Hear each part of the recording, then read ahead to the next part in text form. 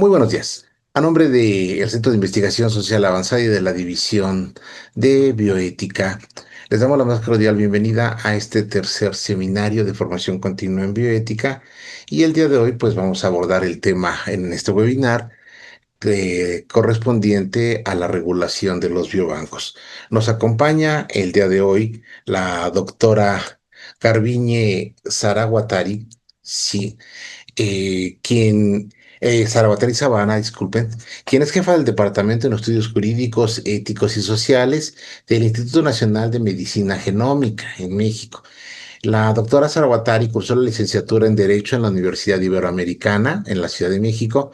Obtuvo el grado de maestría en la Universidad Nacional de Cuyo, en Mendoza, en Argentina, y el grado de doctorado en Cultura de Derechos Humanos en el Centro Universitario Columbia de la Ciudad de México. Actualmente, además de ser la coordinadora del Departamento del Área Jurídica, es investigadora de Ciencias Médicas adscrita al Departamento de Estudios Jurídicos, Éticos y Sociales del IMIGEN y, bueno, miembro del Sistema Nacional de Investigadores. Desde el 2010 inició una línea de investigación de implicaciones éticas, jurídicas y sociales de la genómica que engloba proyectos dirigidos a los profesionales de salud, abogados, legisladores, entre otros. Estas líneas han tenido un importante desarrollo y contribución, pues bueno, como es el decálogo sobre los derechos de la persona respecto a su muestra biológica y su información genética, o bien mencionemos la asesoría al Instituto Nacional de Ciencias Penales en cuanto a la propuesta de reforma al delito de manipulación genética en el Código Penal del antiguo Distrito Federal.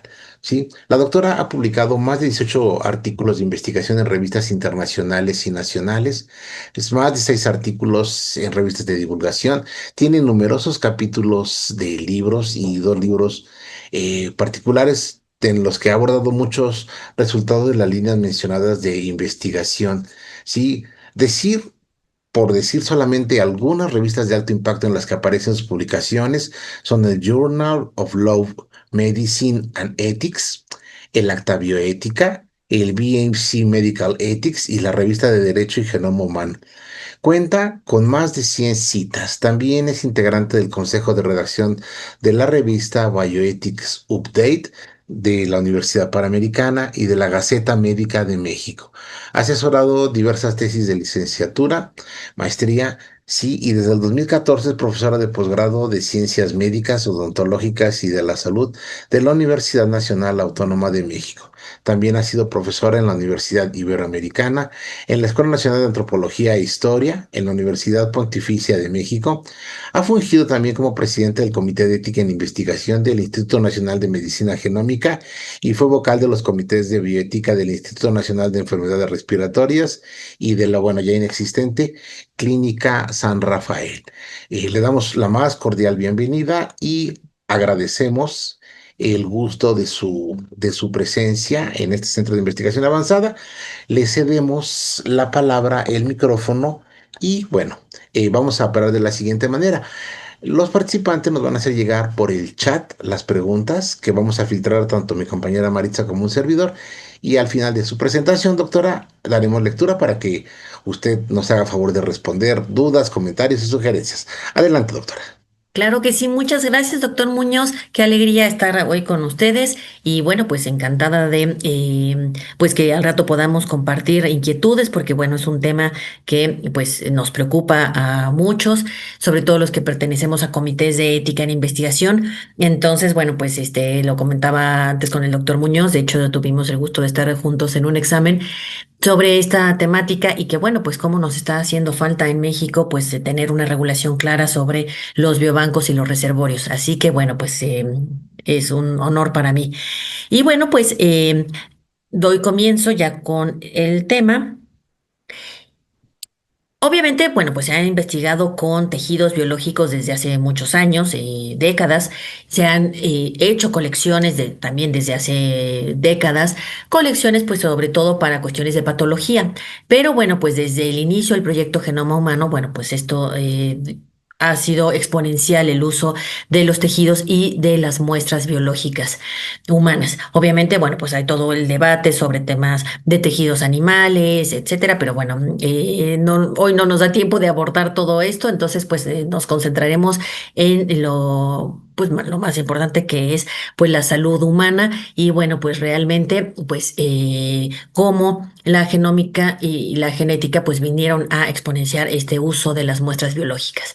Entonces, bueno, pues desde 1990 arranca el proyecto Genoma Humano y con bueno, pues esta conformación de una organización de la Organización Internacional del Genoma Humano, la UGO, y bueno, pues aunque Estados Unidos lideraba los laboratorios, pero pues muchos países se fueron uniendo con sus laboratorios para poder lograr pues mapear esta tarea titánica de mapear el genoma humano.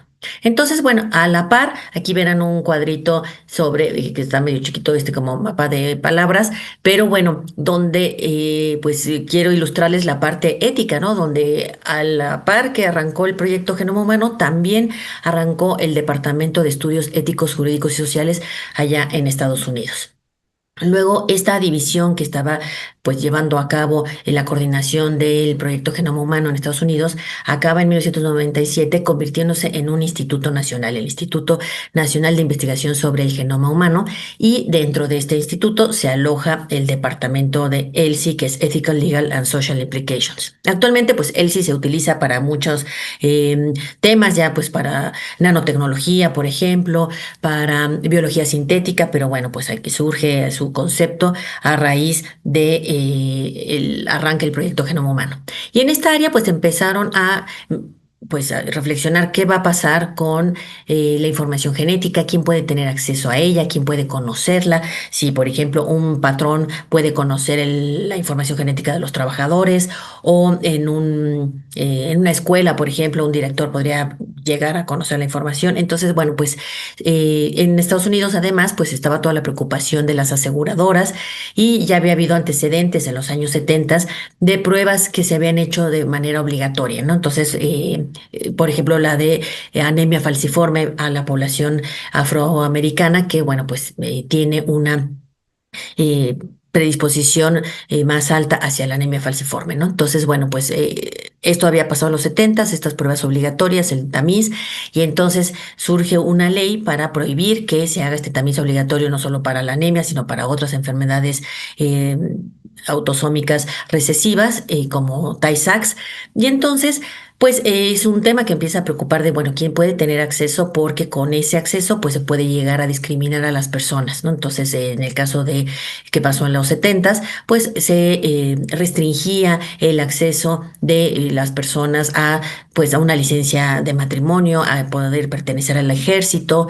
Entonces, bueno, pues de ahí es que en 2008 surge esta ley que aparece aquí, ¿no? La Genetic Non-Discrimination Act, la ley GINA en Estados Unidos, en donde pues se regula que no ni las aseguradoras ni los patrones en un trabajo pueden conocer la información genética.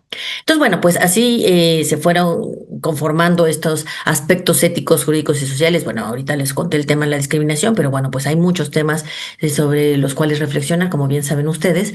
Y entonces, bueno, pues así ha ido, pues a la par que el proyecto Genoma, pues surgieron todas estas, esta área, pues grande de estudios, ¿no? En 1997 son proclamados dos documentos fundamentales internacionales, los cuales son, por un lado, el Convenio sobre Derechos Humanos y Biomedicina, que, bueno, pues le llamamos coloquialmente Convenio de Oviedo porque fue firmado en la ciudad de Oviedo en abril de ese año. Y en noviembre, la UNESCO proclamó la Declaración Universal sobre el Genoma Humano y los Derechos Humanos.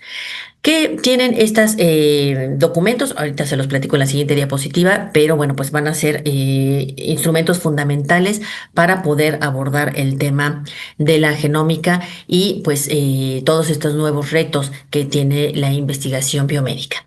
Luego en 1998, bueno, pues la Asamblea General de Naciones Unidas toma el tema de la genómica como un tema central. Uno podría decir, bueno, pero si la UNESCO pertenece a Naciones Unidas, pues ¿cuál es la diferencia? Pero aquí el tema central es que la Asamblea General es el órgano principal de Naciones Unidas, entonces pues el hecho de que la Asamblea haya tomado el tema del genoma como algo fundamental, pues significa que le están dando así como ese papel primordial para pues el futuro de la humanidad.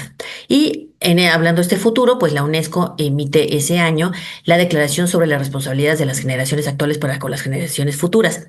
Aquí no se detiene solamente en las muestras, ni en el genoma, ni en la información genética, pero habla de bueno, de distintos temas, la paz, la educación, el patrimonio que se debe conservar para las generaciones futuras, y entre eso, pues está el patrimonio genético, pero bueno, pues no es que la declaración esté dedicada solamente a la salud o a la genética. Luego, en 2003, la misma UNESCO proclama la Declaración Internacional sobre los Datos Genéticos Humanos. Esta declaración va a ser más puntual con respecto a los temas que ya se venían dando desde el 97, porque, bueno, pues por ejemplo, en la primera, pues se señala que el genoma humano es patrimonio de la humanidad, y ya en esta declaración, pues se establece la diferencia entre qué son los datos genéticos, que es la información que se hereda, mientras que los datos proteómicos, pues son los datos de las proteínas que interactúan con los genes. Entonces, bueno, ese tipo de puntualizaciones más específicas. Luego, en 2004, bueno, pues se crea el Instituto Nacional de Medicina Genómica, que ya va para los 21 años. Entonces, bueno, pues ya festejaremos. Y bueno, pues luego surge la Declaración Universal sobre Bioética y Derechos Humanos, que pues ustedes conocen muy bien, porque bueno, pues en todo foro de bioética, en todo tema de bioética, pues surge esta declaración, porque bueno, pues señala pues principios distintos a los que pues vemos en los libros de texto norteamericanos, ¿no? Por ejemplo, los cuatro principios de la bioética principialista de la corriente surgida después del informe Belmont. Aquí pues hay otros principios como solidaridad, respeto a la vulnerabilidad, que haya responsabilidad social. Entonces, una serie de temas, y pues uno de estos principios pues es la protección hacia las generaciones futuras. Entonces, dentro de esto pues entra pues muchos de los temas que ya les comentaba del 98 con cuestiones de la paz, educación, etcétera, pero bueno, pues por supuesto también hay que contemplar el genoma humano. Luego, en 2006, el Consejo de Europa emite una recomendación sobre investigación con material biológico de origen humano. Esta va a ser muy importante porque aquí ya se señala a los biobancos. Y bueno, esta se actualizó en 2016, y lo curioso es que pues ya no señala a los biobancos. Entonces pues 10 años después no sabemos bien a bien por qué, pero bueno, pues sigue señalando la importancia de pues cómo maneja la información, cómo tener pues en sí la muestra biológica como este sustrato material. Entonces, bueno, pues son puntos muy importantes. En 2008, pues se emite un protocolo adicional al Convenio de Oviedo, y entonces este protocolo es exclusivo para temas de pruebas genéticas para propósitos de atención. Hay sobre otros temas, por ejemplo, sobre trasplantes, etcétera, pero bueno, este protocolo pues regula el tema genético. Ya no me detengo en la ley Gina. Luego, en 2011, se hace una reforma a la Ley General de Salud aquí en nuestro país, y ahí se integra el capítulo quinto bis, en donde pues señala la importancia del genoma humano. Son 7 artículos que vamos a ver muy brevemente al rato. Y hay una guía para miembros de comités de ética en investigación, también emitida por el Consejo de Europa.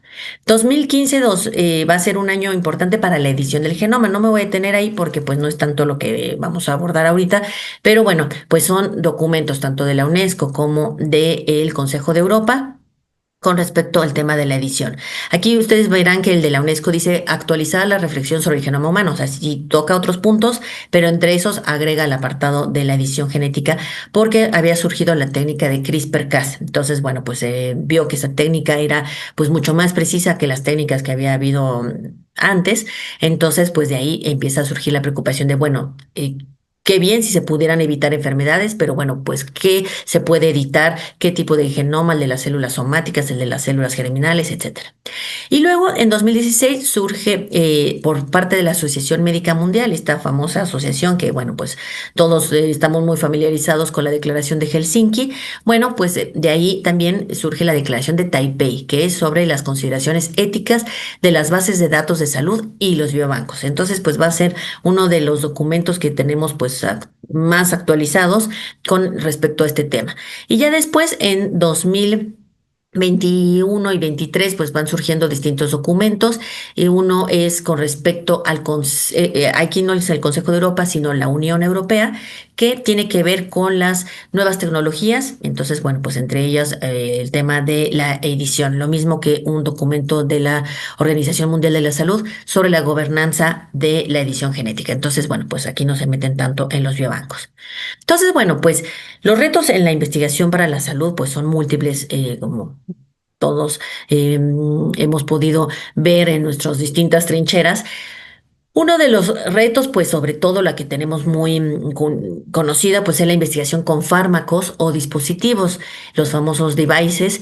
Y bueno, pues es la investigación que hace la industria farmacéutica o bueno, pues los laboratorios de bioequivalencia cuando pues quieren ver si un fármaco pues es igual, tiene los mismos efectos que otro. Entonces, bueno, pues todo este tipo de investigación en donde se reclutan participantes que pueden ser participantes sanos o participantes que ya cuentan con una enfermedad y por eso los invitan a participar y a probar algún fármaco, pues tiene los retos de, pues primeramente, la calidad de los productos, que se ofrezca la seguridad de ellos cuando se está haciendo la investigación, que, bueno, pues eficacia, eficiencia, por supuesto, pero bueno, pues en temas éticos, pues está el tema del doble estándar, ¿no? De que, pues sabemos que lamentablemente hay casos en el mundo en donde, pues, se aprovechan algunas de estas empresas de legislaciones más laxas, ¿no? Entonces, por ejemplo, en un país que tiene pues altos ingresos económicos, que bueno, pues tiene mucha regulación, entonces ahí no llevan a cabo la investigación y se mudan a otro país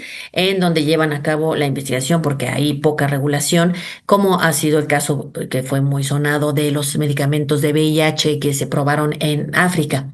Entonces, pues lo lamentable es que pues ahí se utiliza otro estándar porque bueno, pues se aprovechan de esa laxitud.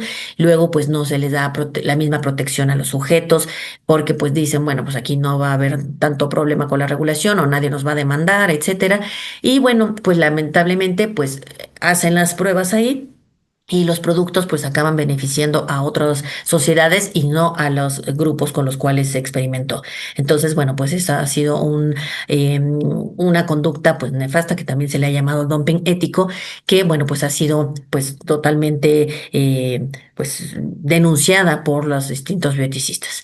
Y después pues otro tema es el de los beneficios posteriores, que bueno, pues ya lo integra la Declaración de Helsinki, por ejemplo. Aquí, bueno, pues el tema de qué pasa después, ¿no? Ya que este grupo de participantes, pues recibió los beneficios, por ejemplo, pacientes que pues se sintieron mejor con el fármaco que está en prueba que con el que tenían antes. Entonces, bueno, ¿qué pasa con ellos después? Si pueden tener acceso o no a ese fármaco, a otros precios que pues sean mucho más amigables que pues para el público en general. Entonces, bueno, pues todo eso se sigue discutiendo. En la investigación unida al tratamiento médico, bueno, pues se agrega la variable de que, bueno, pues también hay que velar por los derechos de los pacientes, ¿no? Digo, obviamente por los derechos de todos los participantes en cualquier investigación, pero bueno, pues no es lo mismo que, bueno, llegue un participante sano y se le reclute que un paciente que, pues, puede sentirse vulnerado en el sentido de que, bueno, pues es que mi médico tratante me está invitando y mi médico, pues, no quiero que se vaya a enojar conmigo porque no quiero participar. Entonces, pues, pudiera haber ahí un cierto, algún tipo de relación un poco conflictiva. Digo, si se le hace un adecuado consentimiento a través de un proceso, se le explica que no va a haber ninguna repercusión si no quiere participar o si incluso participa y luego retira su consentimiento, que no hay problema. Pero bueno, pues hay gente que se siente pues como obligada por pensar que, bueno, pues no vaya a ser que en el hospital no les haga gracia, que no quiera participar, ¿no? Entonces, por eso hay que ser muy cuidadosos en ese tipo de investigación, ¿no? En respetar el consentimiento, quién tiene el acceso al expediente clínico y pues esos temas muy puntuales. En el tema de la investigación cuantitativa, que son cuestionarios, investigación de epidemiología, pues muchas veces hay investigadores que pues dicen, bueno, pues no hay tanto problema porque al final de cuentas, pues no hay una intervención directa, no se le está dando un fármaco a la persona, pero bueno, ahí el punto puede ser la confidencialidad, ¿no? Entonces, no sé si, por ejemplo, yo quiero hacer una investigación con estudiantes que quiero preguntarles sobre sus conductas sexuales a estudiantes de preparatoria. Entonces, bueno, pues quién puede tener acceso a esa información que resulte, si alguien puede llegar a conocer o no las entrevistas, si los padres dan la autorización, pero entonces, bueno, pues ahí los chicos pudieran consentir, pero a lo mejor, bueno, asentir, pero bueno, pues pudieran sentirse pues también con el temor de, bueno, y si esto lo conocen mis papás. Entonces, bueno, pues hay esos temas de confidencialidad que se debe de ser muy cuidadoso, ¿no? Entonces, pues por eso también tener en cuenta a los grupos en situación de subordinación, ¿no? Estudiantes, por ejemplo, reclusos, que pues se pudiera hacer algún tipo de investigación, pero pues a lo mejor, no sé, un sociólogo que vaya y haga investigación, les haga entrevistas y luego pues surja una publicación en donde pudiera haber algún tipo de, bueno, pues en esta prisión violentan los derechos humanos de los reclusos, ¿no? Entonces, pues a lo mejor ellos podrían sentirse que después puede haber represalias con ellos, ¿no? Entonces, es muy importante tener cuidado con la confidencialidad. Y el siguiente reto es ahora con las muestras biológicas. Ya muchas investigaciones ya no se llevan directamente con el paciente reclutado, sino que, bueno, pues al final de cuentas, pues se van guardando estas muestras. Entonces, pues ahí los temas son la titularidad de quién es la muestra, es de la institución que la guarda, es de la persona fuente de quien se obtuvo, pero entonces esa persona pues puede decir, pues yo quiero que destruyan mi muestra o pues si la muestra está anonimizada pues ya no se destruye. Entonces, bueno, pues ¿quién puede tomar esas decisiones? El manejo de datos, cómo se guardan en las distintas bases de datos, si se asocian o disocian de, el nombre y los datos personales, y bueno, pues qué tipo de consentimiento se requeriría para pues estas usos prolongados de las muestras, ¿no? Porque no es lo mismo decir, bueno, pues sí, doy mi consentimiento para probar un fármaco por 10 semanas o doy mi consentimiento para que me tomen una muestra y de ahí pues sepa yo si tengo colesterol o no y luego tiren esa muestra a decir, bueno, pues mi muestra puede estar guardada por 15 años, ¿no? Entonces, por eso, ¿qué tipo de consentimiento? Y ahí pues viene el reto de los biobancos. Entonces, bueno, la diferencia entre un reservorio, que es lo que pues casi todos tenemos, bueno, los que manejan muestras tienen, yo hablo en plural porque en el Instituto de Medicina Genómica, pues bueno, pues me ha tocado escuchar algunos que dicen, yo tengo un biobanco, pero pues no, o sea, realmente no hay biobancos en México. Hay un caso que ahorita les voy a mencionar, pero bueno, realmente los demás son reservorios. Los reservorios pues pueden ser para atención médica o pues también para fines forenses. Obviamente para atención médica pues está los bancos de sangre, de córneas, de dientes. Tienen fines también quirúrgicos, por ejemplo, pues si se requiere algún tipo de hueso, tendón, etcétera, ¿no? Puede haber estos repositorios o bancos de material biológico, pero bueno, destinado a la investigación, o sea, porque pues lo otro era pues para fines clínicos o para fines forenses. Puede haber estos material biológico, pero bueno, pues no necesariamente vinculado a un estilo de vida, ¿no? A lo mejor material que se recolectó después de una cirugía y bueno, pues se tienen datos de, bueno, pues este tumor fue pues de un paciente con cáncer de próstata, etcétera, pero no señala pues toda una ficha completa que luego pudiera servir para otras investigaciones. Por lo general es de un solo uso, porque pues una bolsa de sangre para transfusión sanguínea pues es de un solo uso, o puede haber un uso continuado, pero bueno, pues ahí eso es más raro, mientras que en el biobanco pues sí es un uso a largo plazo. No siempre hay una sesión, depende del fin que tenga ese tejido y de pues para qué acto se va a requerir. Y no necesariamente hay movilidad, ¿no? Si no lo usa, por ejemplo, pues si está el banco de sangre del Centro Médico La Raza, pues bueno, pues ahí no se va a mover esa sangre, mientras que en un biobanco, pues la idea es que justo se pueda compartir con otras instituciones. Cuando se cumple el fin, se destruye. Por ejemplo, si es para fines bioclínicos y que, bueno, pues quiere saber el resultado de una prueba diagnóstica, bueno, pues ya se da el resultado, pasa el periodo que se requiere pues para guardar a la muestra por si hay que repetir, etcétera, y se tira, ¿no? Mientras que en un biobanco, pues lo fundamental es poder conservar las muestras y poderlas seguir usando. A veces no hay estandarización de protocolos, cada quien, cada institución lo va tomando pues de acuerdo a sus propios manuales, a sus propios procedimientos, pero no necesariamente cumplen con un estándar que haga que esas muestras se vuelvan pues compatibles con otras regulaciones o con otro tipo de procedimientos en otra parte, ¿no? En un biobanco lo idóneo sería que hubiera esta estandarización. Y no hay estructuras de gobernanza porque, bueno, pues puede haber un administrador de ese banco, de ese reservorio, pero bueno, no necesariamente tiene un comité de ética unido a ese reservorio de, pues, por ejemplo, si es un banco de córneas, pues a lo mejor no hay un comité de ética ahí. La diferencia con un biobanco es que un biobanco pues es para la investigación biomédica. Pudiera haber biobancos para el diagnóstico, pero bueno, realmente pues su fin máximo y como lo está regulado en muchos países es para la investigación y bueno, pues genética de poblaciones, por ejemplo, pues cuando se tienen estos mapas de haplotipos y entonces se han guardado las muestras y la información, ¿no?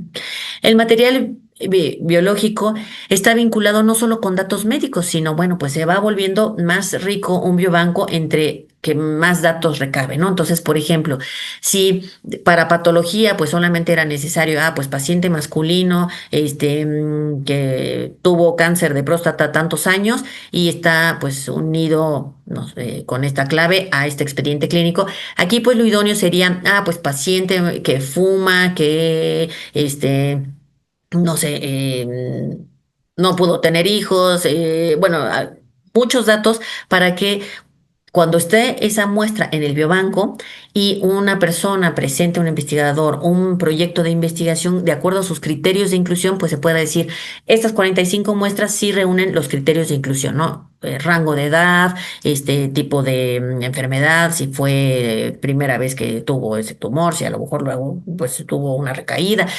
datos que puedan servir para la investigación a largo plazo.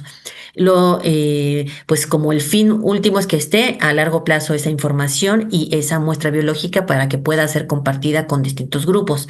También por eso lo idóneo es que haya una estandarización para que pues no suceda que luego pues lleguen ciertas muestras y esas muestras no cumplen ni con criterios técnicos, entonces pues se tengan que desechar, ¿no?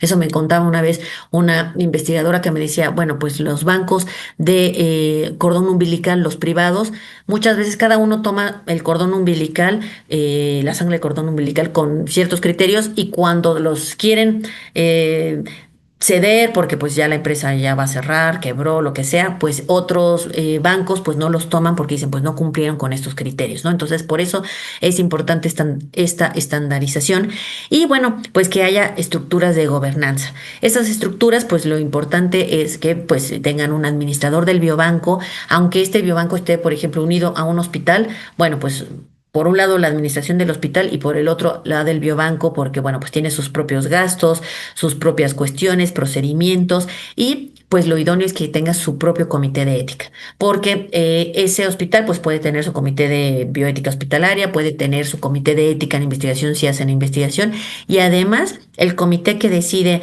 bueno, pues ahora nos escribió un investigador de Wisconsin y pues no cumple con los criterios de inclusión o no cumple con ciertos criterios éticos, mejor pues no le mandamos las muestras. Y nos escribió una investigadora de Noruega, pues ella sí cumple con los estándares y trae su aprobación, etcétera. Entonces el comité pues valoraría a quién se le pueden prestar las muestras y bajo qué condiciones y requisitos.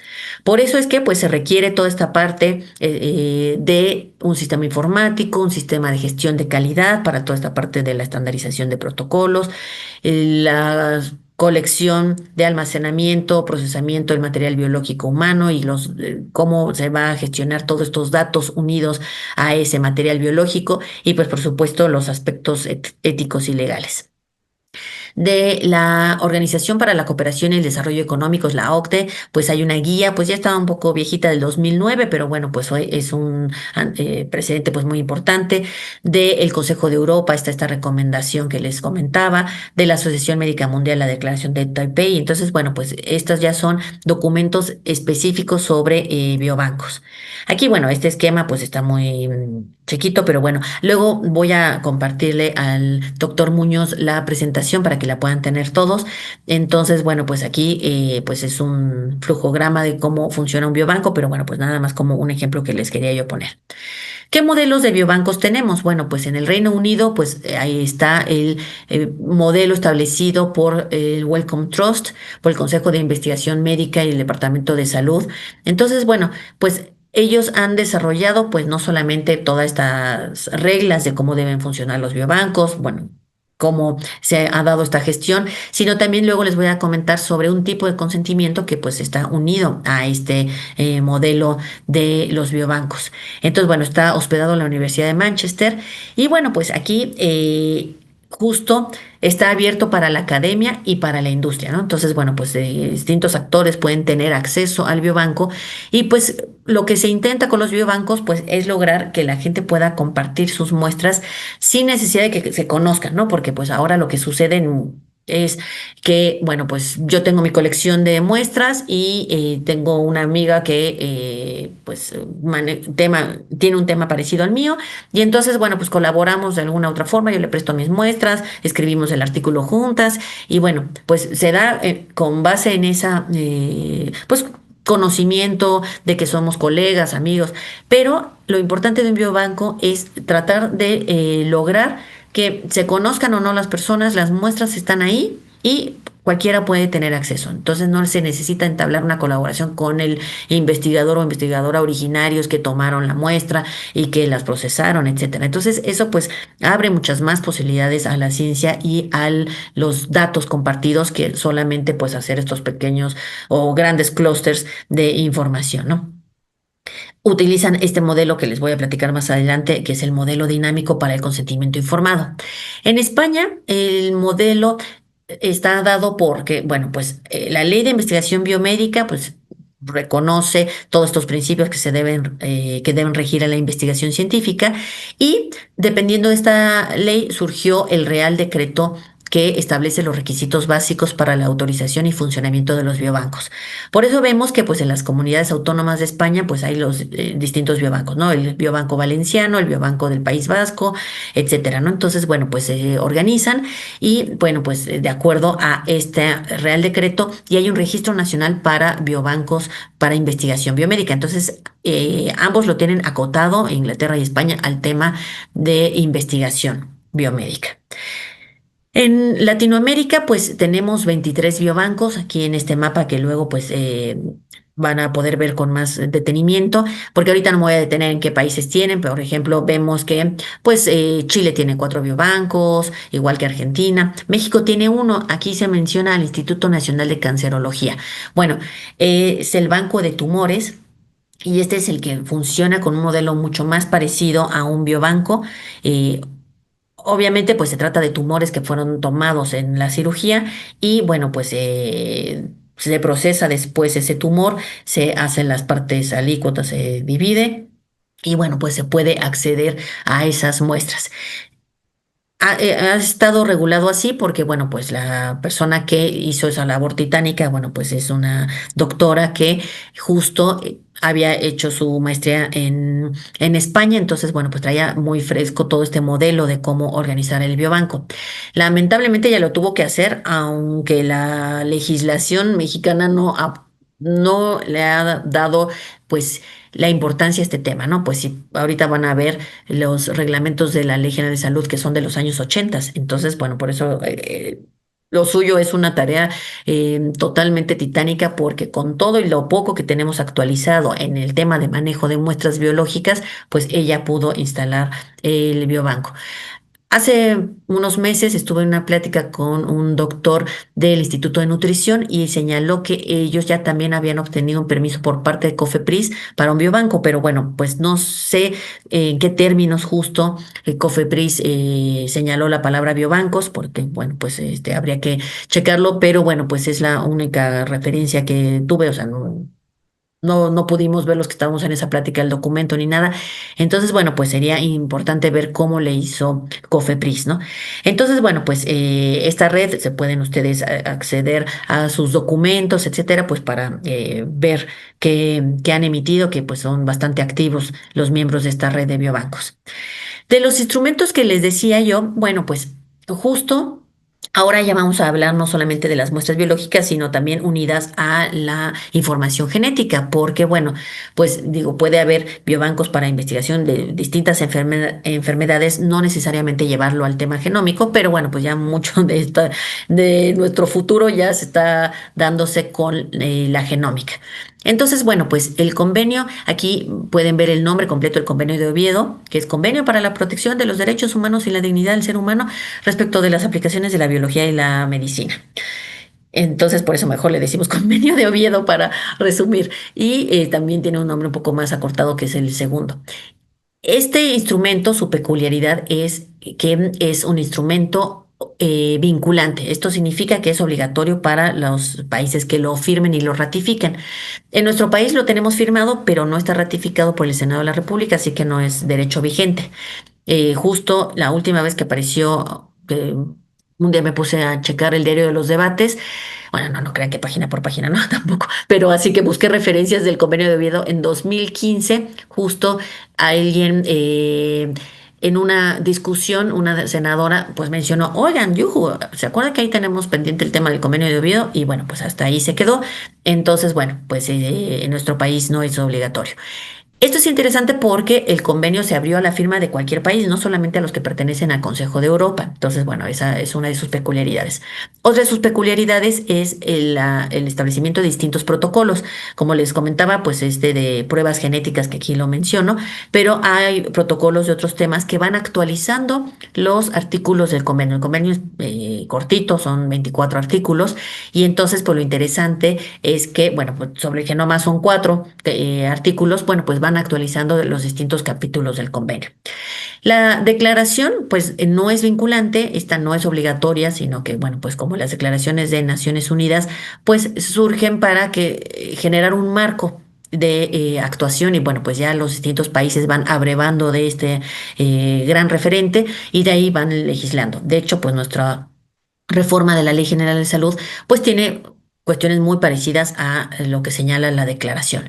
Y bueno, pues ambos documentos se fincan en el tema de que lo primordial son los derechos humanos, respetar la dignidad de las personas, que el bienestar de la persona está por encima de los intereses de la ciencia, de la política, de la economía, etcétera. Y que, bueno, pues se debe condenar la discriminación por motivos genéticos, que el consentimiento informado es lo fundamental para poder hacer cualquier tipo de investigación, tratamiento, diagnóstico. El convenio de Oviedo señala el tema de la modificación del genoma, pero bueno, pues eso con las técnicas que había en ese momento y se concreta solamente a las células somáticas. eh, y bueno, pues ahí también señala el tema de la no selección de sexo, que ahorita no me voy a meter para no desviarnos del tema de los biobancos.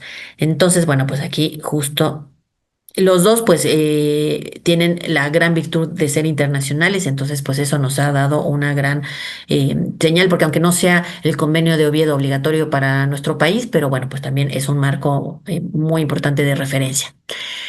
En temas de biobancos y genética, pues por ejemplo, Argentina tiene su resolución 2940 diagonal 2020, que es la guía para biobancos de muestras biológicas de origen humano con fines de investigación. Entonces, Argentina pues ya tiene este tema igual especificado para la investigación. Chile tiene la ley 20120 sobre la investigación científica en el ser humano, su genoma y prohibición de la clonación humana, ¿no? Entonces ahí, bueno, pues juntaron diversos temas y tiene también un decreto regulatorio número 114, entonces, bueno, pues están más enfocados ya a dirigir los biobancos y por eso pues tienen cuatro biobancos.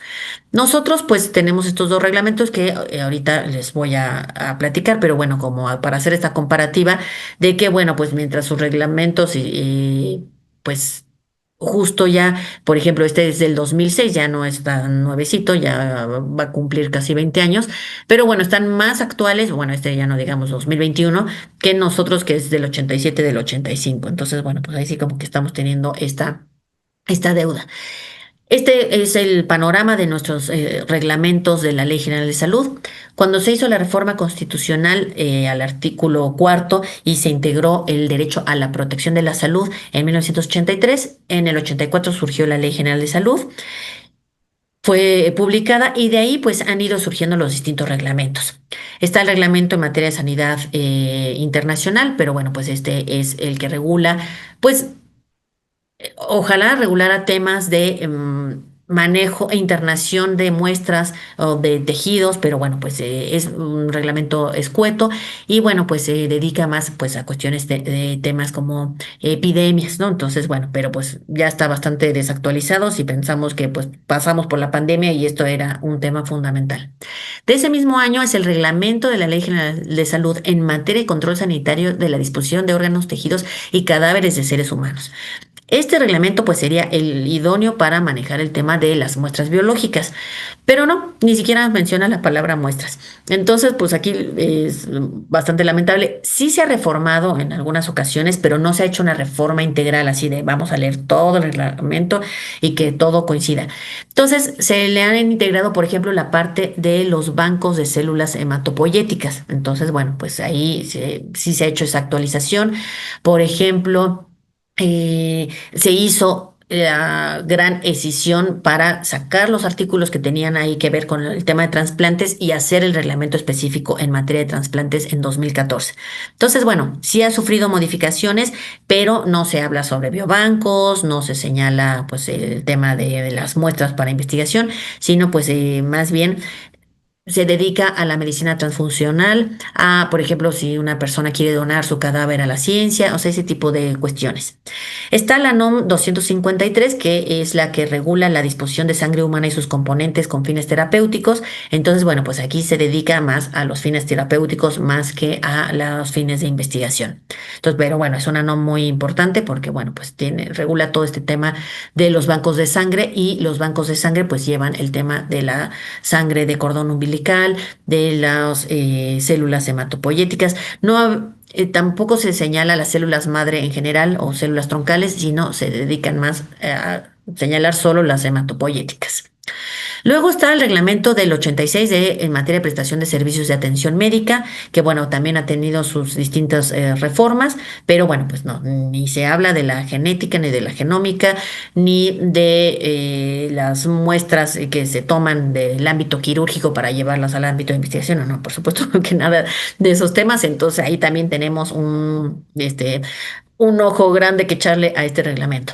Está la NOM pues 004 del expediente clínico, que bueno, pues obviamente sabemos que es muy técnica para regular el tema del expediente, pero ahí no, pues se queda corto pues en temas como qué pasa con las pruebas genéticas, ¿no? Por ejemplo, que pues una persona se haga una prueba genética, se podría anexar al expediente clínico y bueno, pues qué pasa con esa información genética, bueno, pues ahí queda ese tema. Yo nada más aquí estoy señalando como este muchos áreas de oportunidad, como se dice actualmente, ya no se dice carencia, sino ya mejor, más amablemente áreas de oportunidad. Está el reglamento en materia de investigación para la salud, que este pues sería el súper atinado, pero pues es del 87 y pues no se señala nada de la genómica, nada de lo más que se señala son los ácidos nucleicos recombinantes, pero bueno, pues justo pues en esos términos de los años 80 no hay una actualización con la investigación con las muestras biológicas. Está la NOM 012, la cual pues es muy útil pues para temas de cómo llevar a cabo la investigación, sobre todo tomando en cuenta pues el rol que tiene que tener el investigador principal, el patrocinador, pero bueno, pues no se señala nada de las muestras. Y hay otros reglamentos que, bueno, pues se los pongo aquí nada más como para que luego lo vean con más calma. El de control sanitario de actividad de establecimientos, productos y servicios, la ley de los institutos nacionales de salud, el reglamento en materia de publicidad, el reglamento del uso de cannabis. Estos son los reglamentos de la ley. Y luego aquí les agregué pues otras leyes pues que están relacionadas totalmente, que son las leyes de protección de datos. Una es la de protección de datos en posesión de particulares, que pues como su nombre lo dice, pues solamente es para las personas privadas, personas que manejan información y datos personales. Y empezó pues como por el tema del secreto bancario, de que bueno, pues obviamente los bancos pues tienen un montón de información personal y bueno, pues todo este tema, por eso empezó para el ámbito privado. Pero bueno, pues 7 años después surgió la otra ley que era necesarísima porque pues el gobierno, los sujetos obligados, pues tiene una cantidad de datos personales de nosotros pues inmensa, ¿no? Imagínense lo que tiene la Secretaría de Hacienda, la Secretaría de Educación sobre los ciudadanos, ¿no? Entonces pues por eso surge esta ley que ya era una deuda de 7 años, así como de ya está la otra ley, bueno, pues urge también proteger los datos en el ámbito público. Y bueno, vuelvo aquí a señalar en el 2011 la reforma esta del genoma humano. ¿Qué tenemos con otros temas, por ejemplo, pues de manejo de información y manejo de muestras biológicas? Pues está la sentencia de Campo Algodonero, que es una sentencia que fue obligatoria para México en los organismos supranacionales de protección de derechos humanos, como son la Corte Europea del Consejo de Europa, en nuestro caso es la OEA, que es la Organización de Estados Americanos, y dentro del seno de la OEA está la Corte Interamericana. Bueno, pues como México acepta a la Corte Interamericana, entonces pues las sentencias que dicte la Corte contra México son obligatorias. Entonces esta sentencia pues lamentablemente viene de un caso tristísimo que todos sabemos, que es el caso de las mujeres asesinadas en Ciudad Juárez, no de todas las mujeres, sino el caso de unas 8 osamentas que se encontraron en este campo algodonero y de ahí pues bueno pues todas las negligencias que sufrieron las familias para recuperar los restos, para que se identificaran, etcétera. Y entonces tres de las madres, o bueno, tres familias de tres de las mujeres encontradas pues fueron hasta la Corte Interamericana para señalar pues toda esta violación de derechos humanos que sufrieron en el gobierno de Chihuahua y pues luego en el gobierno federal. Y entonces la Corte dictó esta sentencia, que es súper interesante, muy dolorosa leerla, pero una de las obligaciones que le señala a México, que bueno, pues son varias, como pues hacer pues una conmemoración para que no se olvide este tema, distintas obligaciones, que ahorita tampoco me detengo en ellas. Una es hacer un banco de datos de ADN. Entonces, bueno, aquí, por ejemplo, dice información personal disponible de mujeres, información necesaria, información genética y muestras celulares. Entonces, bueno, este es un tema que no se ha cumplido. Chihuahua trató de hacer su banco de ADN, pues no lo acabó logrando. Se tienen algunos restos de las personas desaparecidas, pero pues lo importante también podría ser tener un banco de personas que buscan a alguien y entonces pues justo cuando surja una persona desaparecida o un cadáver, pues poderlo cotejar con esa persona viva. Entonces, bueno, pues tenemos ahí un tema pues totalmente pendiente. Aquí les pongo la referencia de esta sentencia dictada en 2009 para pues el que quiera consultarla. Les digo pues duele leerla por todas las injusticias cometidas contra esas familias. Luego, pues también surgió en el 2019 esta iniciativa de hacer un banco en la Ciudad de México, pero pues también con fines forenses, o sea, tanto el campo algodonero como este, pues sería para fines forenses. Aquí pues mucho se anunció, por eso les puse una imagen del periódico Milenio, porque era para combatir los delitos sexuales, ¿no? Seguramente todos ustedes oyeron en las noticias que pues decían que se iba a tener la información genética de los policías, de todos los funcionarios de la Ciudad de México para que cuando, y de pues distintas personas. Sobre todo esto surgió porque hubo un caso de una chica que presuntamente fue agredida por unos policías, entonces dijeron, ah, si hubiéramos tenido la información de esos policías, lo hubiéramos podido cotejar, ¿no? Entonces, bueno, pues surge ese escándalo y de ahí surge esta iniciativa de hacer este banco que pues tampoco es que esté funcionando totalmente, porque es sumamente complicado hacer un banco de información y además...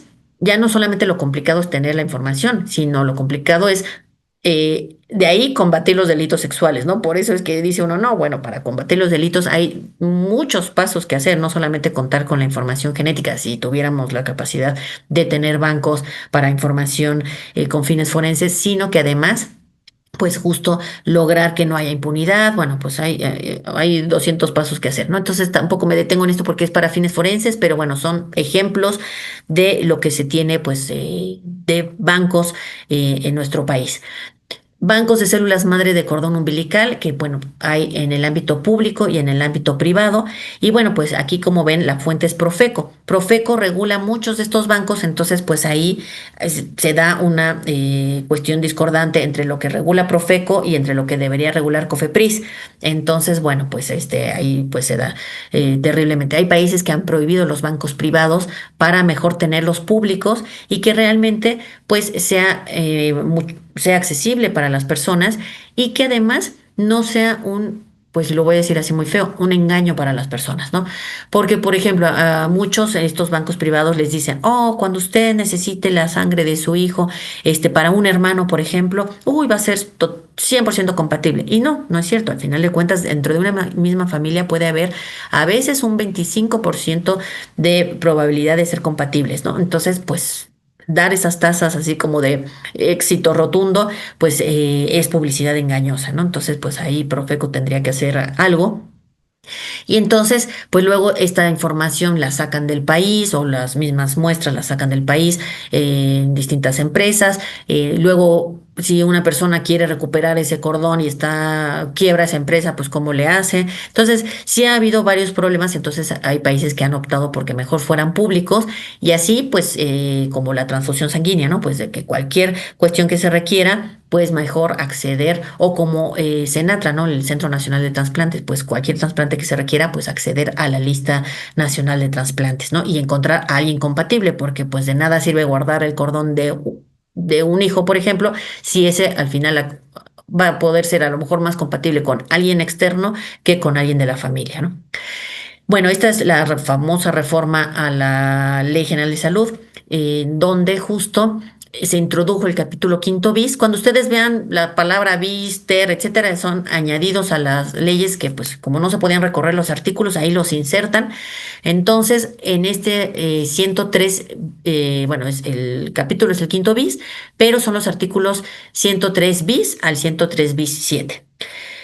En el artículo tercero se hizo una modificación porque el artículo tercero señala son materia de salubridad general y da un listado de la salud visual, la atención materno-infantil, bueno, da todo el listado de 25 fracciones o más y entre ellas se agregó el genoma humano es materia de salubridad general.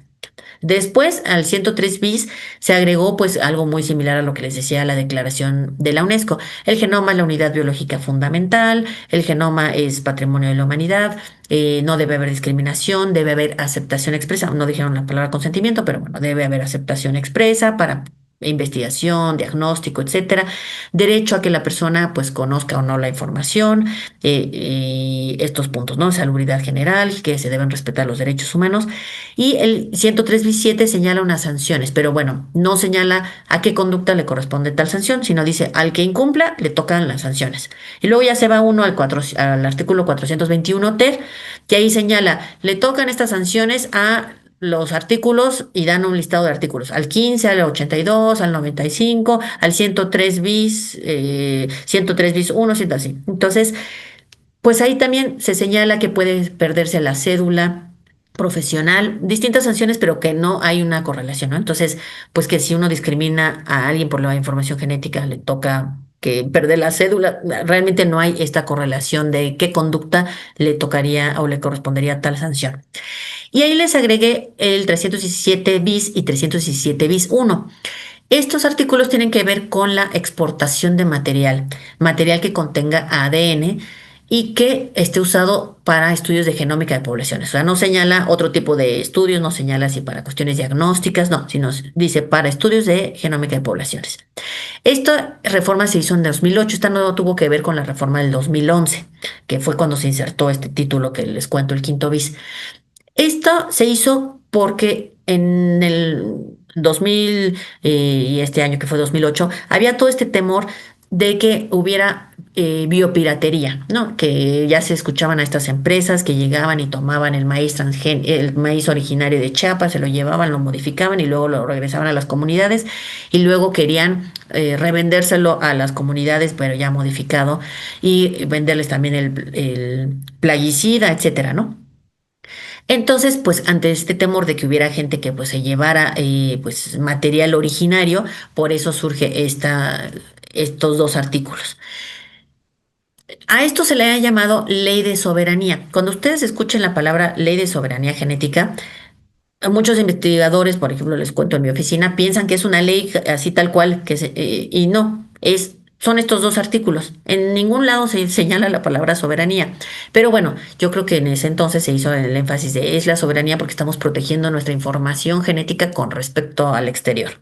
Pero bueno, aquí lo curioso es que, bueno, pues en 2008, pues sí había ese temor de que si alguien llega y se lleva nuestra información y hace estudios genéticos pero pues ahora cualquier persona puede sacar su propia información, ¿no? Pues la gente que se hace estos estudios de pruebas directas al consumidor, de Ancestry.com, 23andMe, pues ellos se hacen el hisopado y dejan su información en estas empresas, ¿no? Entonces, bueno, pues ya a estas alturas del partido, quién sabe qué tanto podría funcionar esa famosa soberanía.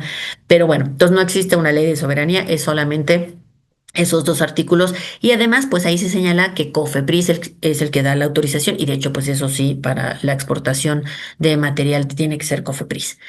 Entonces, bueno, también otro de los puntos importantes pues es como ante la falta de regulación específica sobre temas de reservorios y bancos, ya no digamos biobancos, pues muchas de las decisiones que se toman con respecto a las muestras biológicas de quién, si se pueden seguir usando, si no, si debe haber temporalidad, pues la acaban tomando los comités. Entonces, bueno, aquí nada más les puse un mapa de todos los comités. Está, obviamente, las instituciones hospitalarias, pues tienen su propio comité hospitalario de bioética para los temas de los pacientes. Si hacen trasplantes, pues tienen su propio comité, obviamente, de trasplantes. Hay otros comités en los hospitales que, pues, todos sabemos, comités de distintos temas, ¿no? De revisión del expediente clínico, de mortalidad materno-infantil, por ejemplo, si es un hospital que atiende a este tipo de población, etcétera, ¿no? Entonces, está toda esta parte de lo hospitalario. En las instituciones de salud donde además se haga investigación, pues está el comité de investigación, que bueno, pues justo tiene esta facultad de revisar metodológicamente los proyectos de investigación, el comité de bioseguridad, que bueno, pues es el que tiene que vigilar que se cumplan con estas normas de cómo se desechan los residuos infectocontagiosos, el manejo de isótopos radioactivos cuando pues hay investigación con radiología, etcétera y el Comité de Ética en Investigación. Entonces, esto hago este énfasis porque, bueno, pues ustedes bien saben que la Comisión Nacional de Bioética ha emitido guías nacionales para los funcionamientos de los dos tipos de comités, ¿no? Los hospitalarios y los de ética en investigación. La guía de 2000, la edición anterior, 2016, la quinta, y luego en la sexta edición, 2018, bueno, en la quinta se introdujo el tema del material biológico y en la sexta se modificó un poquitín.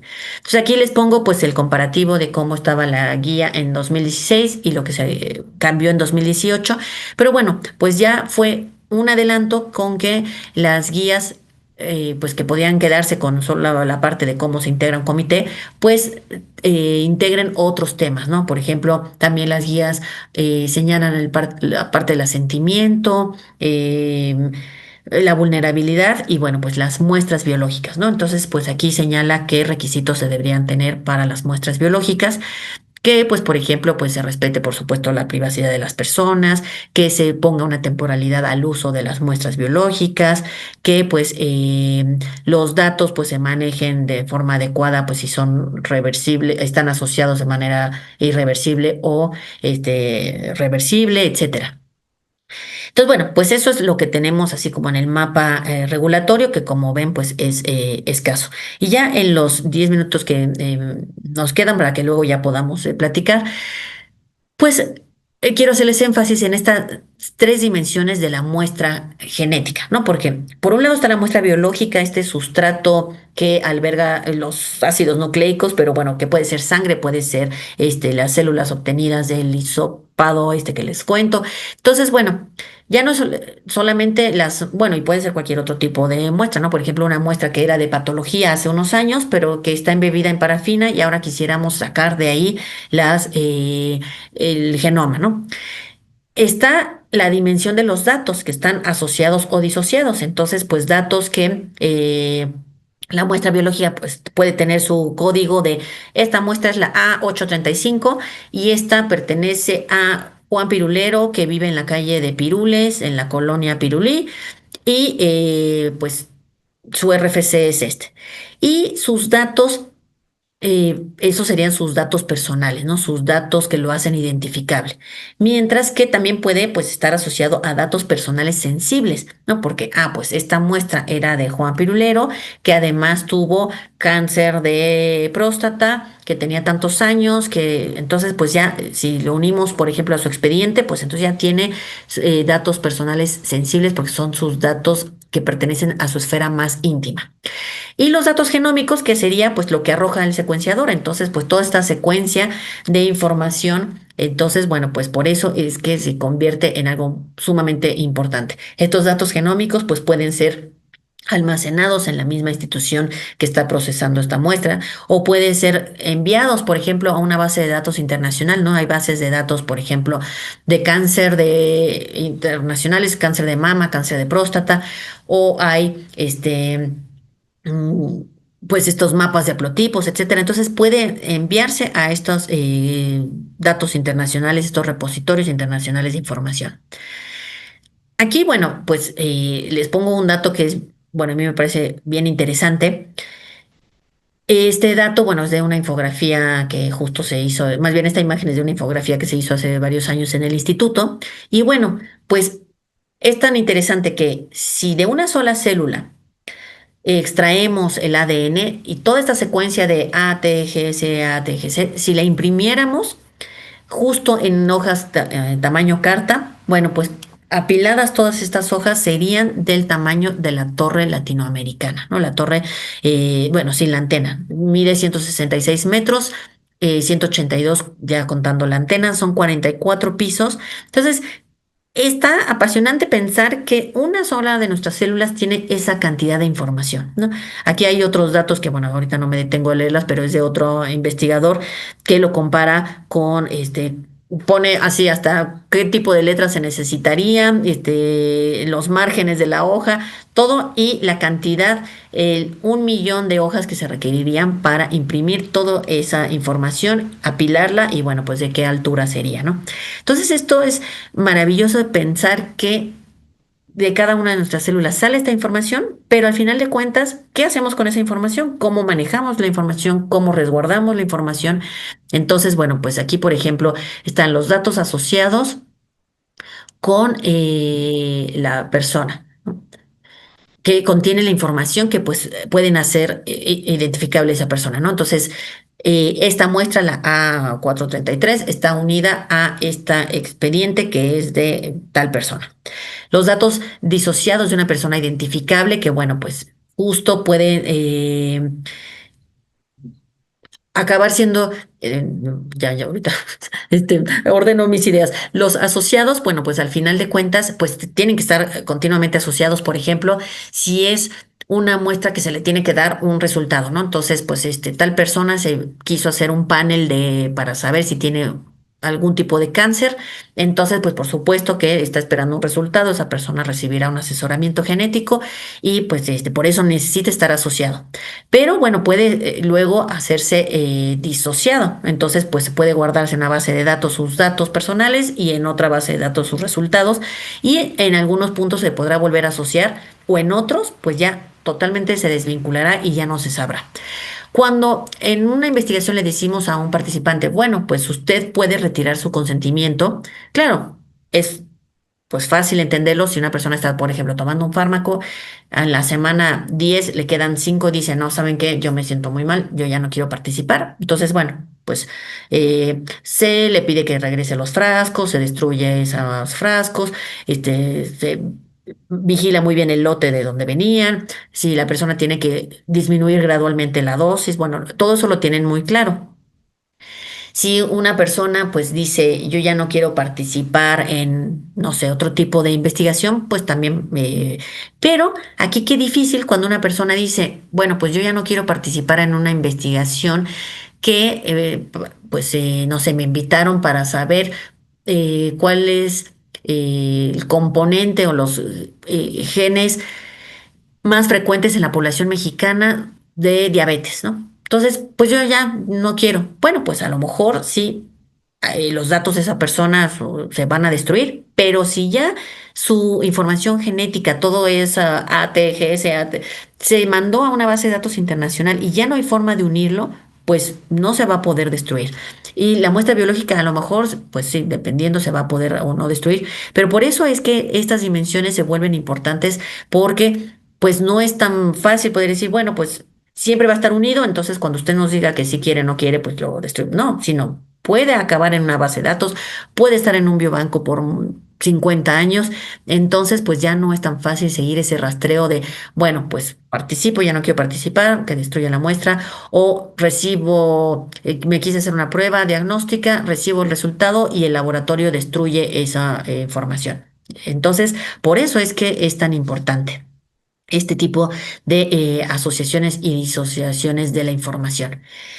Ya en los minutos últimos, pues nada más les cuento, bueno, pues los fines por los cuales ha sido tomada esta información genética, pues es por supuesto para la investigación, porque con base en estos estudios de genómica de población, de correlacionar genes con enfermedades, mutaciones de esos genes con distintas condiciones, pues con eso se ha podido dar atención a la salud, ¿no? Para poder hacer diagnósticos genéticos, para poder determinar, pues, qué enfermedades son autosómicas, cuáles son multifactoriales, para, pues, los temas forenses, que, bueno, pues eso antes del proyecto Genoma Humano, pues ya se usaba la información genética para identificación de personas y temas ya sea criminales, temas de paternidad, etcétera. Y el ámbito comercial, que es un ámbito que está creciendo exponencialmente, ¿no? Pues con distintas pruebas de ancestría, de rendimiento deportivo, por ejemplo.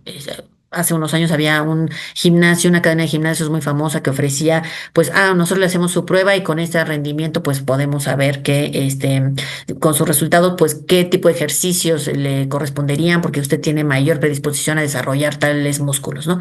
Entonces, muchas de esas pruebas de nutrigenómica, pues algunas son muy rigurosas, otras no. Entonces, pues bueno, por eso es que todo este desarrollo comercial, pues a veces lo hacen unas personas que ponen su startup, pero bueno, pues con qué rigurosidad alimentan esas bases de datos, pues ese es el tema. Y además se desarrollan apps. Entonces, bueno, pues hay todo una cuestión, a veces hasta esas apps las pues publicitan influencers, entonces dice uno, bueno, pues qué tan válida será esa información científica o no, ¿no? Porque pues no lo mismo que un científico serio le diga a uno, bueno, pues sí hay estos genes que pues pueden ciertas mutaciones en tal gen pues pueden estar asociados al desarrollo de mayor músculo, a que me lo diga una influencer de, pues si tú te haces esta prueba, vas a saber esto, pues ahí ya empieza uno a desconfiar, ¿no? Entonces, pues la información genética, pues totalmente sensible porque pues identifica a las personas, nos da cuenta de su información más íntima y además no solo identifica a cada individuo, sino a sus familias, ¿no? Entonces, pues bueno, si una persona se hace una prueba para saber si tiene Huntington, pues lo más probable es que otros miembros de su familia lo tengan porque es una enfermedad autosómica dominante. El uso inadecuado de la información, pues es un tema fundamental desde cómo se guarda la información, en qué bases de datos, si en la nube, si uno contrata servicios de nube, nubecita.com, pues qué tal que quiebra nubecita.com y entonces, pues, ¿quién se queda con toda esa información, no? ¿Quién es el titular de la información?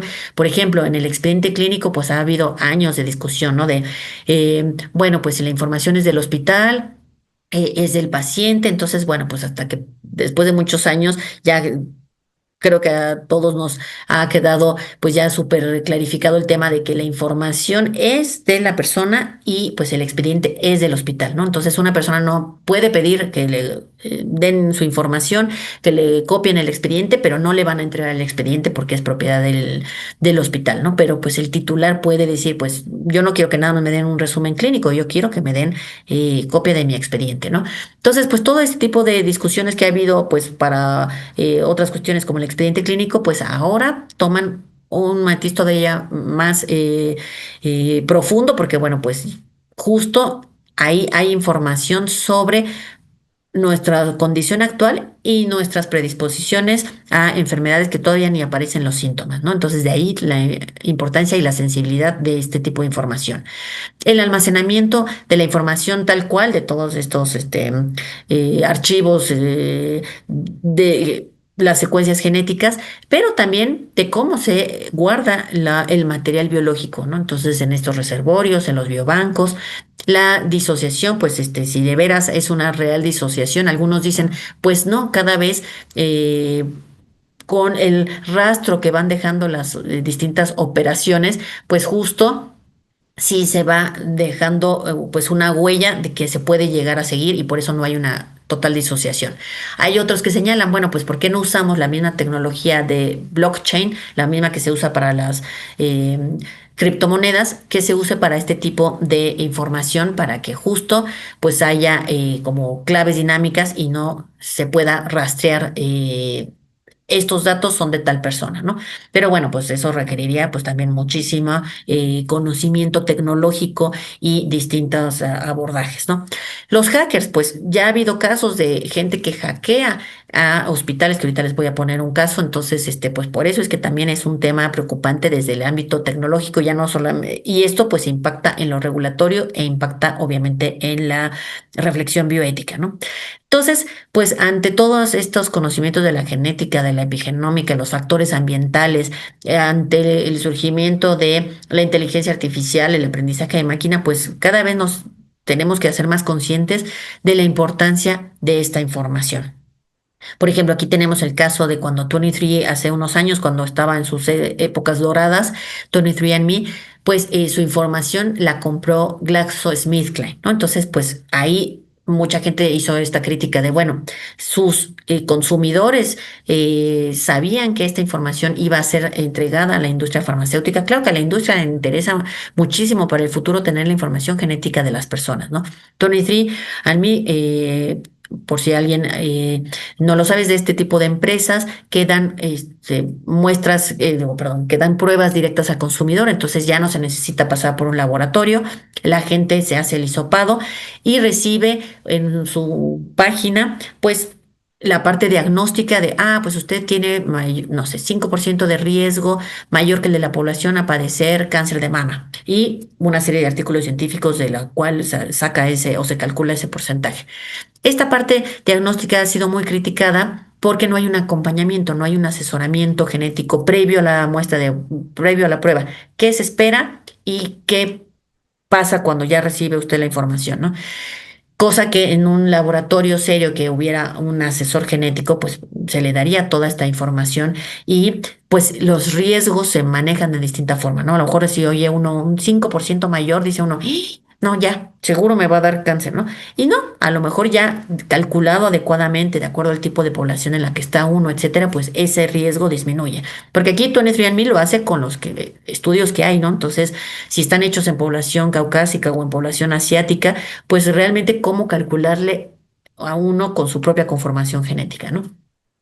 Entonces, tenía esta parte diagnóstica y tenía la parte de ancestría, que bueno, pues usted tiene 45% de antecedentes alemanes, 8% árabes, 5%. Entonces, pues es como casi lúdico, ¿no?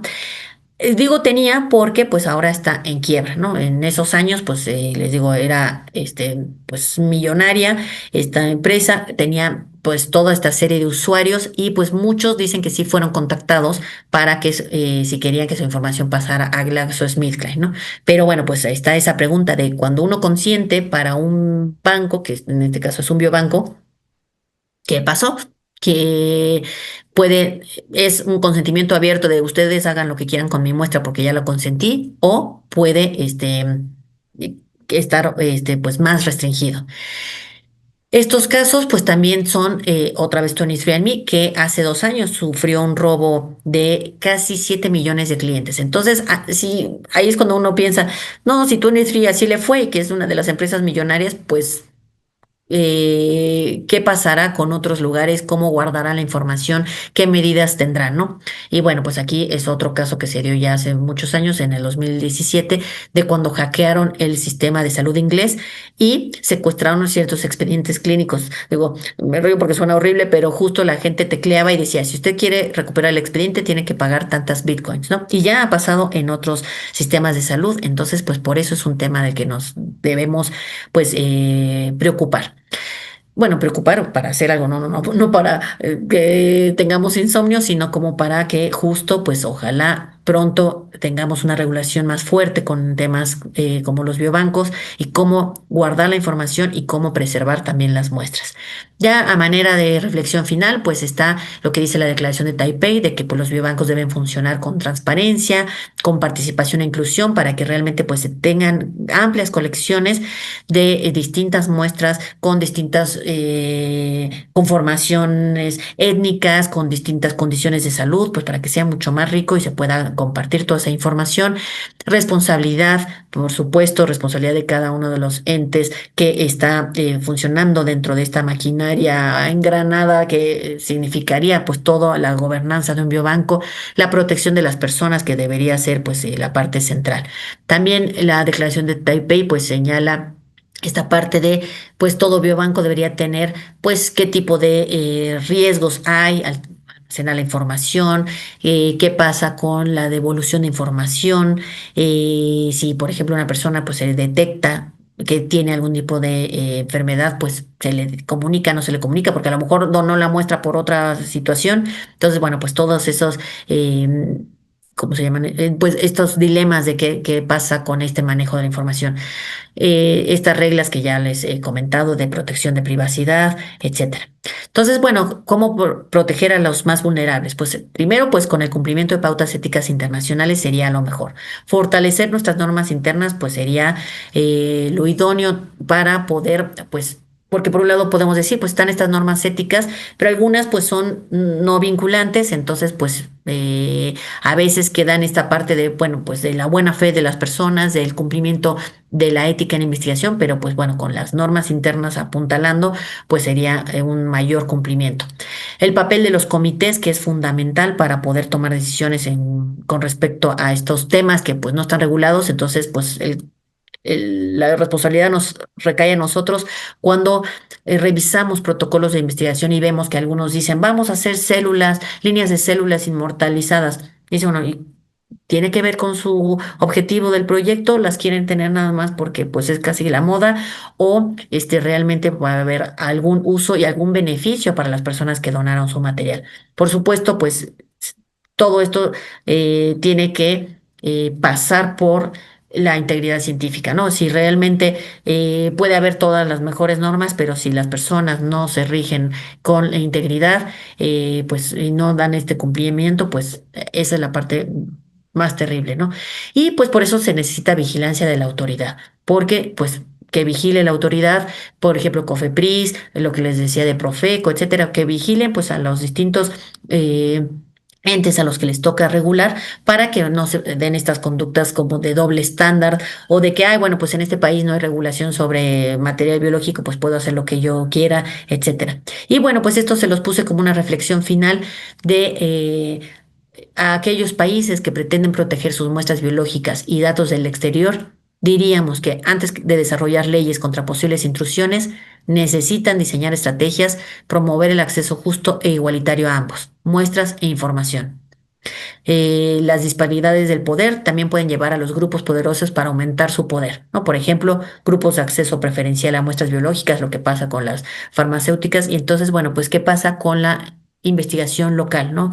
Si no se apoya a la investigación local, a las comunidades científicas de los países, pues bueno, pues al final de cuentas acaba pasando lo que, o nos acabamos rigiendo con la dinámica del mercado y no tanto con la dinámica de la ética de investigación.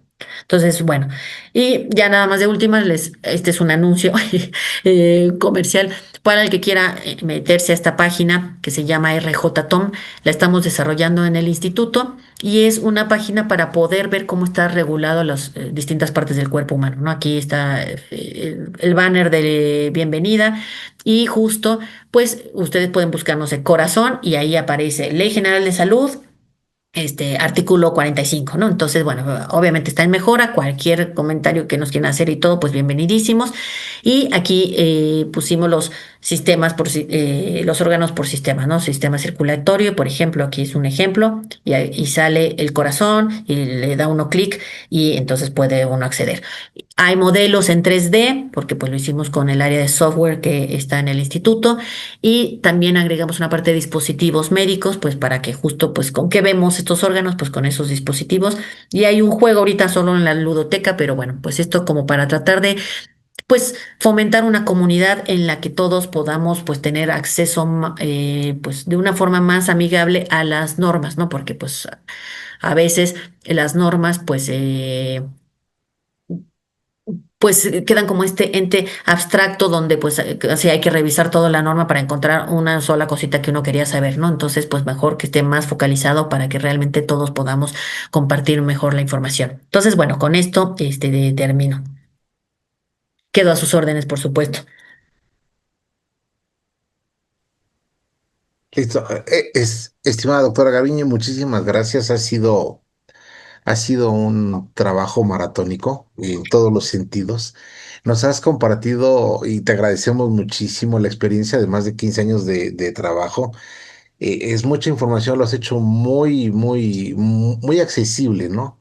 Puntualizando cuál es la situación de nuestro marco legislativo, cuál es la situación de los institutos de investigación en otras partes del mundo, acuerdos internacionales, declaraciones internacionales, convenios internacionales que sirven como base. Y la participación del público ha sido diversa, ¿no? Fíjate que vamos a empezar por una propuesta, si no tienes inconveniente. Por supuesto, me encantará. Hablando de oportunidades legislativas, una de las asistentes, Raquel Jiménez Cerrillo, que en algún momento fue senadora del Partido Acción Nacional, nos comenta, ¿no?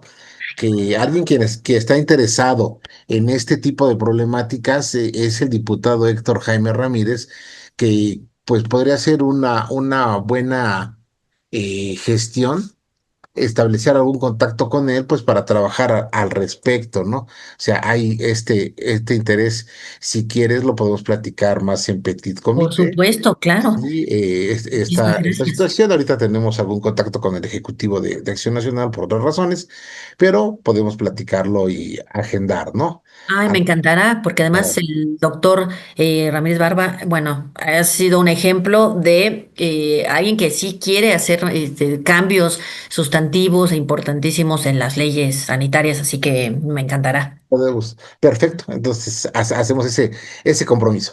Fíjate que nos pregunta algunas cosas que comentaste al final de tu presentación, pero las preguntas fueron hechas un poco antes. Perfecto. Eh, uno de nuestros asistentes, varios de nuestros asistentes perfilan esta pregunta. En términos legales, finalmente, en México, pues a quién le pertenecen las muestras biológicas que están en un repositorio, ¿no? Y esto dependerá si es un instituto público o privado, supongo, ¿no? O sea, como ya nos explicaste, y qué atribuciones hay al respecto. Qué buena pregunta. Y justo ahorita que decías labor titánica, muchísimas gracias, doctor. Pero luego me da pena cuando a lo mejor digo, ay, a lo mejor los agobio con mucha información jurídica, porque así digo, ay, aprovecho y ya todo el cañonazo del tema, pero ay, no, qué bueno. Y gracias por la pregunta. Aquí lo malo es que, bueno. Muchos investigadores piensan que las muestras son de ellos, ¿no? Porque yo siento que tienen esta mentalidad como de la tierra es de quien la trabaja, las muestras son de quien las obtiene, ¿no? O sea, de la persona que fue a la comunidad, no sé, porque muchas muestras a lo mejor de comunidades indígenas van, reclutan a los participantes, les toman la muestra, o sea, por supuesto que es un gran esfuerzo, ¿no? Pero Entonces, el investigador por eso, pues como que es celoso de ese tipo de muestra y si preguntamos al interior e hiciéramos una encuesta en las instituciones que tienen muestras, por supuesto muchos dirían, ah, no, yo no la quiero compartir pues porque me costó o porque la tomé con un dinero de CONACYT, por ejemplo, y entonces pues entonces claro, ellos son los resguardatarios y los responsables, ¿no? De esa muestra. Pero al final de cuentas, el dueño es la institución que los apoyó, no sé, por ejemplo, en el INMEGEN, ¿no? Les voy a poner el caso. Si la muestra fue tomada con dinero del INMEGEN, con presupuesto, pues por supuesto es del instituto.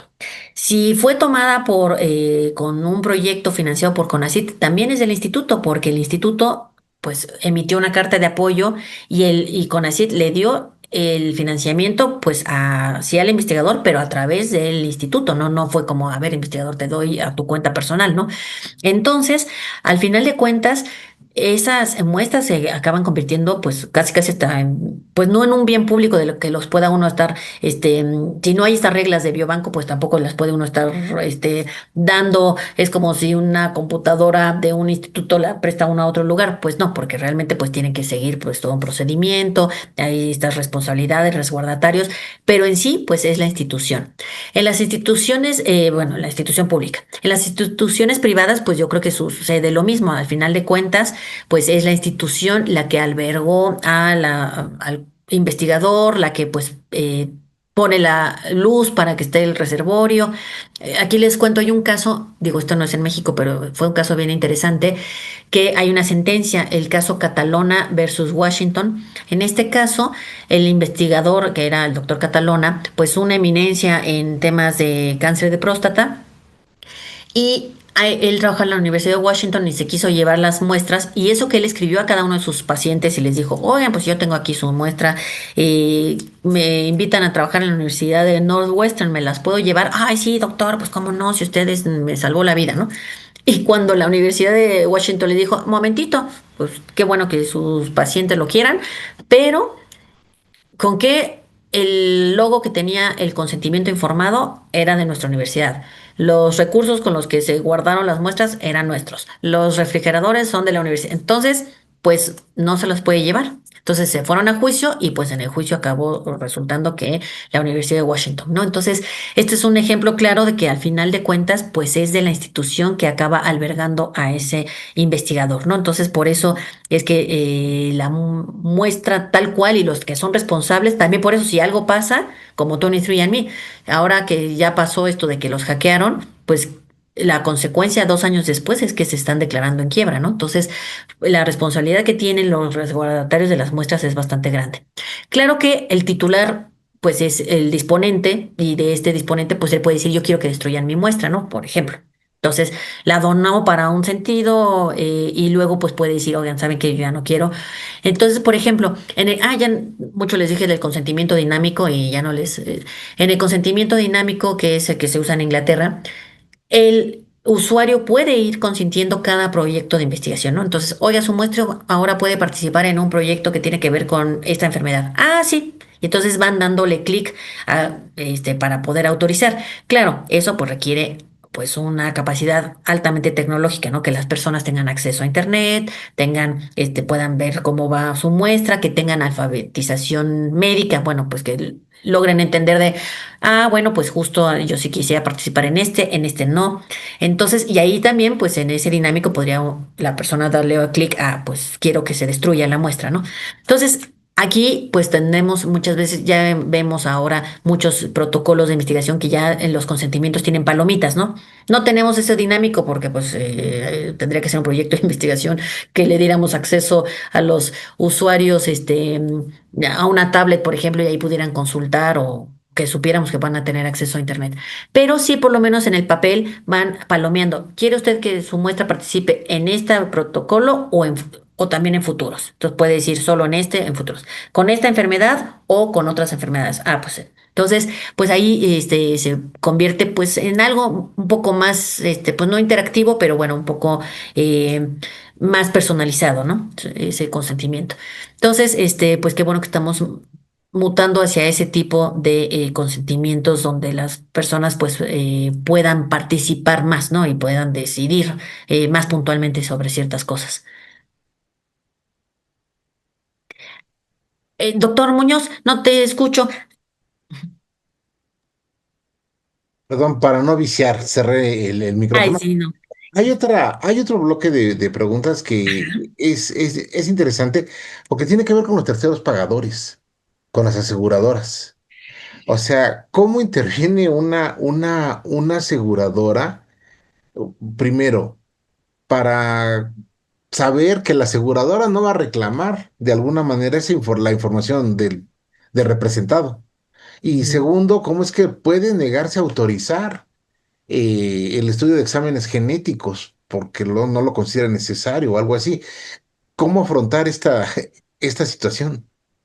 Está bien difícil porque justo tenemos también por ahí otra tarea que sería modificar la ley de seguros y fianzas, ¿no? Entonces, pues, y establecer, pues, mecanismos para evitar que las aseguradoras se alleguen de esta información, nada más por querer saber, ¿no? Por ejemplo, pues para ver si le dan a una persona el seguro o le suben una prima, ¿no?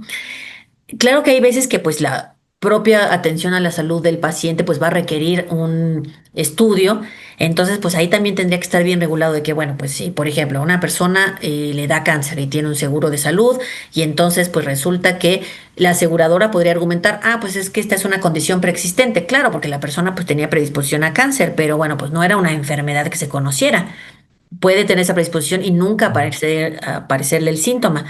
Entonces, pues ahí justo tendría que haber reglas muy claras de que, bueno, pues cuando se manda a hacer una prueba diagnóstica, pues para pues realmente afinar el diagnóstico de esa persona, la prueba genética, pues tendría que ser para pues ampliar el conocimiento de la enfermedad de la persona, no para utilizarlo en su contra, ¿no? Entonces ahí, pues las aseguradoras pues solamente que fueran entes que se rigieran con la ética, pues podrían decir, bueno, pues esto se descubrió posteriormente, entonces pues no podemos tenerlo como una condición preexistente. Pero pues ya sabemos que muchas por ahí podría ser el punto que, el hilito que jalaran y dijeran, ah, pues no, tenía usted esta predisposición por ahí, entonces no le vamos a pagar su cáncer porque usted tenía esta condición. Entonces, solamente con reglas muy claras de en qué casos sí se podría hacer una prueba, bajo qué condiciones una prueba genética y qué vamos a tomar como una condición preexistente, ¿no? Pero pues lamentablemente tampoco tenemos eso. Ujú. Sí. Alguien nos pregunta, bueno, primero hace un comentario y después nos hace una pregunta que parece importante. Dentro de quienes ofrecen servicio de secuenciación automatizada en México, Ujú. ¿cuáles son las normas éticas y legales vigentes en que permitan la operación de estos prestadores de servicio? Ah, qué buena pregunta, porque bueno, pues por un lado les platiqué todas las normas sanitarias, pero bueno, pues del reglamento y que pues tienen estos principios generales, ¿no? Los reglamentos en materia de investigación, pero realmente estas normas sanitarias tendrían que cumplir con las normas de laboratorio, ¿no? Tanto las normas oficiales mexicanas como los permisos que otorga COFEPRIS, ¿no? Entonces, por ejemplo, las instituciones que manejan muestras y este material biológico tiene que tener una autorización de COFEPRIS, ¿no? Entonces, justo ahí, ir a la página de COFEPRIS y ver qué lineamientos específicos requieren los laboratorios, requiere el manejo de células, tejidos, etcétera. Y además, también hay sus variantes, ¿no? Por ejemplo, eh, esto no tiene que ver tanto con la genómica, sino una persona me decía un día, no, bueno, pues es que ya muchos lugares ofrecen medicina regenerativa y tienen hasta sus permisos de COFEPRIS. Y yo digo, ¿eh?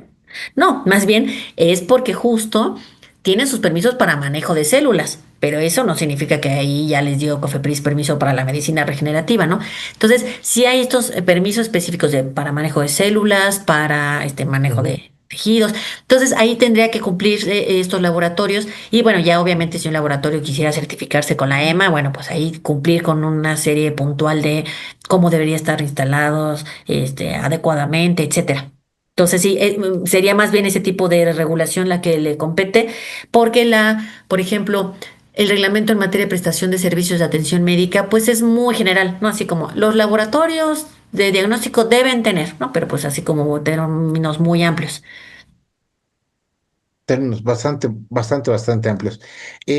Hay una última inquietud, convergen varios aspectos que es, a lo mejor algún legislador nos tendría que responder esto, pero te hago la lectura de la pregunta.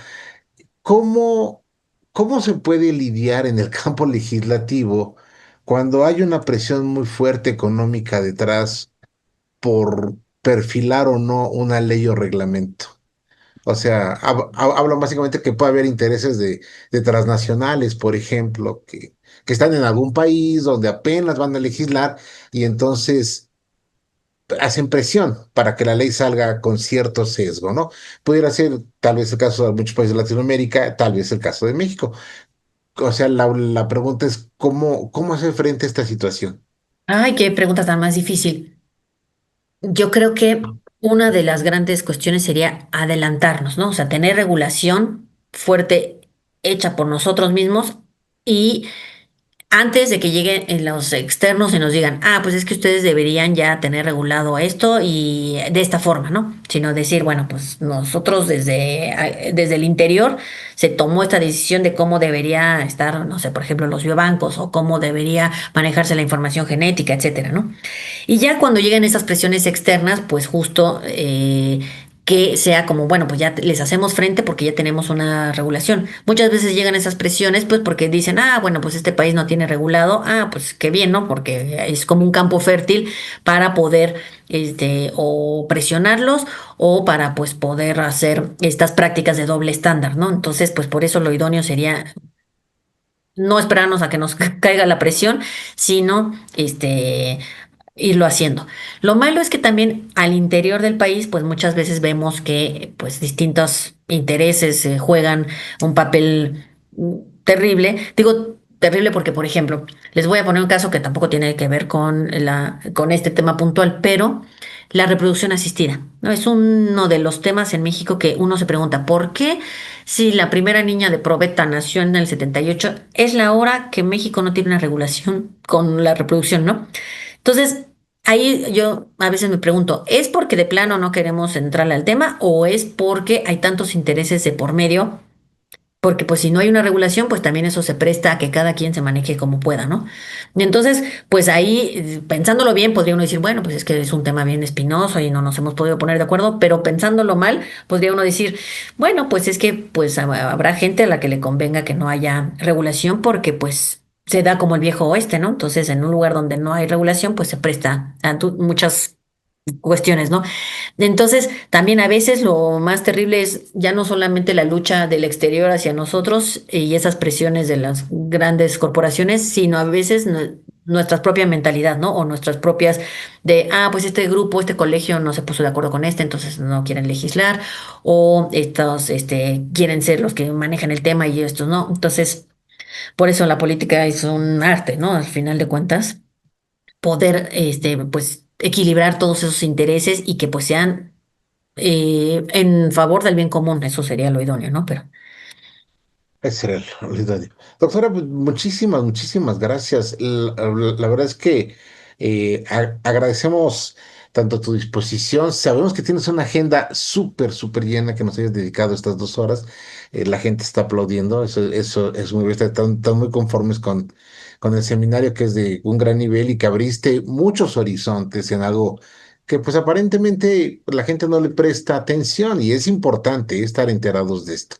Entonces, nosotros como Centro de Investigación Social Avanzada queremos hacer una entrega virtual, te lo vamos a hacer llegar en su momento, de una constancia a la doctora Garbiñe Zaraguatari Zavala por haber participado como ponente en el tercer seminario de educación continua en bioética con el tema regulación de biobancos, con una duración de 2 horas, efectuada el 23 de junio de 2025, y lo signan Jimena Guadalupe Hernández López, que es la directora ejecutiva del CISAP, y Patricia Raquel Mancilla Dávila, que es la coordinadora de la maestría en bioética, quien se encarga de este programa. Ahorita ya está participando en un congreso en la ciudad de La Habana, en Cuba. Está aquí, sufriendo por allá, pero nosotros estamos aquí apoyando. Doctora, te agradecemos muchísimo, muchísimo tu presentación. Sí, y pues bueno, te damos las gracias. Estamos a punto de cerrar. Vamos a hacer una pequeña invitación al público que esté interesado en continuar con este seminario y continuando su formación en bioética. Estamos por abrir la siguiente generación de la maestría en bioética a finales de agosto. Visita nuestra página y podrán tener toda la información que ustedes quieran. Bueno, Ay, doctora, le qué agradezco bueno. muchísimo. Muchísimas gracias bueno, a ti, doctor, a todos, bueno, a los organizadores y a todos por sus preguntas, por sus comentarios, porque pues juntos tenemos que ir construyendo estas reflexiones para que no nos pase eso de que pues desde otros lados nos vengan con regulaciones, sino pues ir construyendo. Así que bueno, pues el que quiera acercarse también, tenga dudas, quiera bibliografía, pues estoy a sus órdenes. Así que muchísimas gracias y bueno, pues encantada de haber estado con ustedes. Bueno, a nombre del sistema, nosotros les damos las gracias por su asistencia a esta última sesión del seminario y pues bueno, les deseamos un excelente día. Doctora, muchísimas gracias. Hasta luego. Gracias, que estén muy bien.